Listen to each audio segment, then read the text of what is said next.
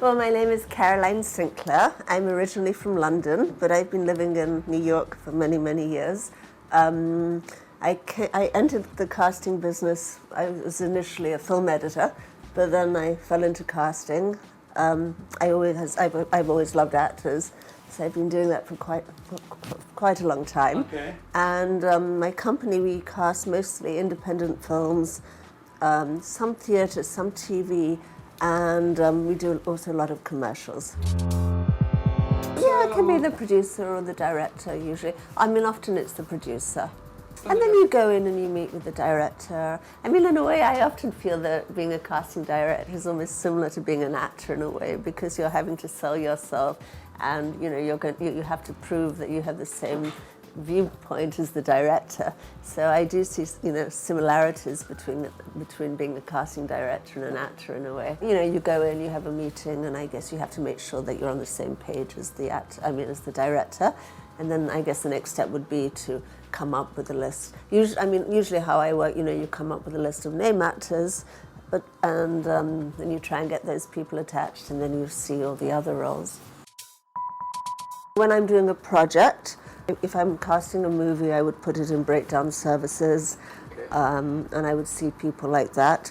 Throughout the year, I always like to do general meetings, because I find it very exciting when people come, and you never know who you're going to meet. And I've met some great people that way. Okay. When I cast commercials, it's usually done in a very fast way, so I just do it through agents. Okay. People recommend people, to be honest with you. It's just because there isn't always that much time in the world, and one does receive a lot of mail. But if people recommend people, then I really do enjoy, you know, you bring in people that you've worked with before, people who you like, and that's actually the most fun part of the job for me, is that you can bring in people that you really do like their work.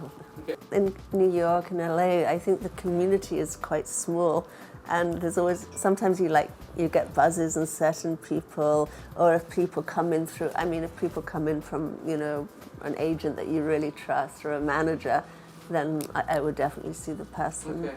But sometimes there's also something, but I see people randomly. If people send me an email, there might be something about their photograph that really speaks to me, or their training. It's kind of a guttural thing, it really is. I like to see as many people as possible. Okay. I love to see, Yeah. because I usually like to do everything kind of within like a week, within the week before the audition. Okay. Yeah, perhaps 2-3 pages, and I usually would send 2 scenes. Okay, all right. I always have a reader, yeah. Okay. Definitely. I hate to read with actors. Okay. I feel that, you know, you want to give people so much, and it's hard to focus. Yeah, because actually another case with this, you know, this film we were doing last summer, we had this one woman, and actually she was English, and she was the reader, and she ended up getting a lovely role in the film, which made me feel very happy, because she was so nice as to give us some of her time. Yeah, so it can be, It's happened often, actually, and it happened on another film I was doing, when we saw about 20 fairly well-known actors for this one role, and they ended up again giving the role to the reader, which was great. So I think it was very good for people to do that. If I'm casting a movie, I usually schedule people at 10-minute intervals. Okay. When I work with European directors, they're always shocked at how little time. But I find in America we spend very little time with people. It's really brutal in a way, because you can almost tell in the first 30 seconds if an actor is going to do a good job. It's kind of sad, I think, but you can tell really. And if a person comes in and spends too much time admiring, you know, just making polite conversation, you know they're going to blow the next 30 seconds when they actually start. For a callback, then we would spend an hour with someone, match them up. I find, for me personally, I find it very hard to judge monologues. Okay. Also, I never really use monologues. Okay. But having said that, I think it's really important for a starting actor. Of course, they have to have a monologue. So if I'm working on a film, I would send them the script first, and I'd make sure that they had the right side pages. Okay. And I would try and send them as much information as I could, because of course you always want the actor to do well. Always, yeah. I mean, unless they're in, if they're in LA or somewhere, I do work with a lot of European directors, But usually the director is there.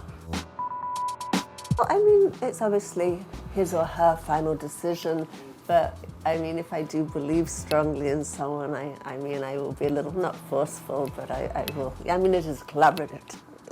But usually, hopefully, you know, you're on the same page as the director, which is why you get hired in the first place, so that's very important. I do. I'm amazed at how talented some of the directors are who are coming out of NYU and Columbia. Okay. I love their films, and I also enjoy, like in January, I cast 3 films for these graduate students, and I thought they were really great. And you know, it was actually quite exciting. We were finding new directors and new talent, actually. Yeah. It was good. The same way, actually. Obviously, the big agents wouldn't come in, but I also like to go and to do a lot of seminars, so I meet people that way.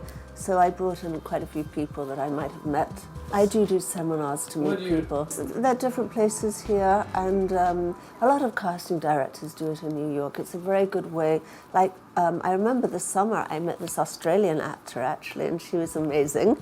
And she ended up getting quite a big role in the movie. And actually, I just helped her get a visa, actually. Okay. So she's staying, but she's amazing. Okay. So I like it because sometimes, you know, you'll meet 30, 35 people, and perhaps out of the 30, 35, 2 people will be absolutely brilliant. Oh my goodness. It's so hard because it's such a guttural thing in a way. I mean, I guess you're looking for someone who's just bringing you that streak, someone who's got so much personality and who really captures the character, but also gives you that totally original streak. Someone could do like the most amazing audition initially, right? And then he or she could come back and you could read them against the other person that they have to be in the scene. And if there's no chemistry, then there's not too much you can do about it. And although they did the most brilliant audition initially, so that's kind of sad. I feel bad when that happens, actually. I mean, I kind of know what you're saying. I mean, sometimes you do feel people's pain, but it seems to me that the more auditions an actor goes on, they kind of know that it's almost like, you know, it's like drinking a cup of coffee. You do the work, you go in, and then you almost like, you forget about it, right? Yeah. Yeah. I mean, ideally, but I guess life isn't like that. But I guess you have to be kind of zen about it. Otherwise, you would go nuts, and you really would. It would be too painful. Yeah, I mean, you don't have to take it personally in a way. Yeah, although it's easier said than done. I love actors who take chances, even if it's, you know, even if they're absolutely wrong. I don't know, I just love actors. I mean, it just seems to me the bravest thing, you know, to come up and to be able to go into a room and perform. I would find it thoroughly terrifying. So I just think actors are great. So creative. I mean, but I guess, you know, I mean, I've worked with a lot of actors, and I mean, I think, you know, perhaps sometimes they're brilliant as actors, but you don't necessarily want to go and have a drink with them. Yeah. I mean, I guess, you know what, it doesn't really matter, although I guess on a set you would like someone who behaves themselves. I will remember them, but I do like people to send me postcards and email. I think that's great. Yeah, it's good. It's good to remember. I mean, I love email, because then you can always remember people. I guess the manager is, usually probably has less people than an agent, and probably is more involved in in the whole thing of an actor, you know, kind of really guiding their career on all levels. Yeah. I mean, there's also legal definitions, I think. Like in LA, it's kind of strange. A manager is not supposed to set up meetings for an actor, and it's supposed to just be the agent who does that. And of course, there can be legal ramifications of that if, God forbid, you know, the actor has a falling out with the manager and they want to part ways. So, they're very strict labor laws now that are quite obscure, but they are there. In New York, it doesn't seem to be, people don't seem to follow them so much. Okay. But in LA, that's the main difference, which is kind of very weird. But I do find that managers often tend to get back to you faster than an agent. Okay. So I personally love working with managers. I find it easier sometimes. I think it's very, very important to always take classes. I think actually doing is very important. I think actors should just make as many movies as they can. They should do as much as they can. And I think with the technology that's available today, I think it's very important for people to do short films and just to get as much camera experience as possible. And if they want to do theatre, try and be in as many things as possible. Because it is obviously important to study, but I think actually doing the work is really you have to do it too. And you can't give up. And you have to get a thick skin. And very important also if you're just starting out to have very good headshots and just basic stuff like that. And always be prepared. Yeah, I think it's also important for people just to understand how the whole audition process works and stuff like that, and to realize it is a business and you have to be as prepared as possible. I almost like seeing that everyone works really well and that you believe everyone in the role. Because it's almost, you almost like everyone almost to be seamless and organic. And it's almost like if someone jumps out too much, you feel it's not too right. You know what I mean? Yeah. It's almost like everyone has to work as the whole. And that's what I like. But I guess what I really like about the job, I find it quite stressful when you have to attach movie stars to projects, because it's really out of your control in the way. It's so hard. So I love auditioning and actually meeting new people and just being surprised by people. And perhaps when someone comes in the role and you think they're going to be not that good and they just totally blow you away with their performance. I find that very exciting. And it's also obviously kind of fun working with people, and then when they become huge stars, that's always kind of fun. I did a movie once with this unknown, I guess he was about 22 at the time, and he turned out to be a Vin Diesel. And it's that was kind of fun.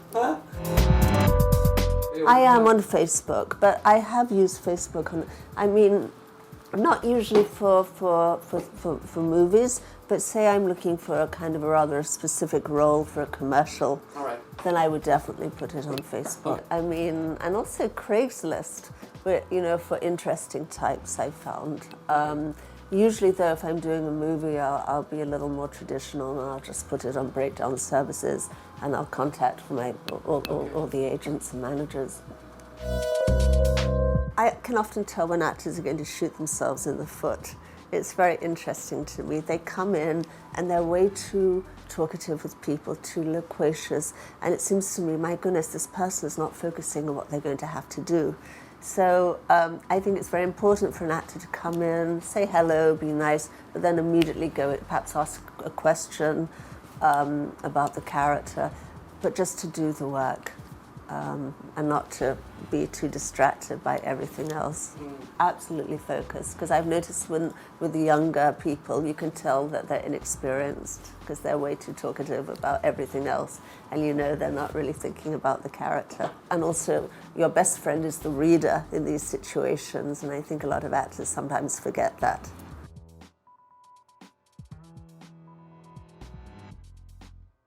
Oh, what I dislike.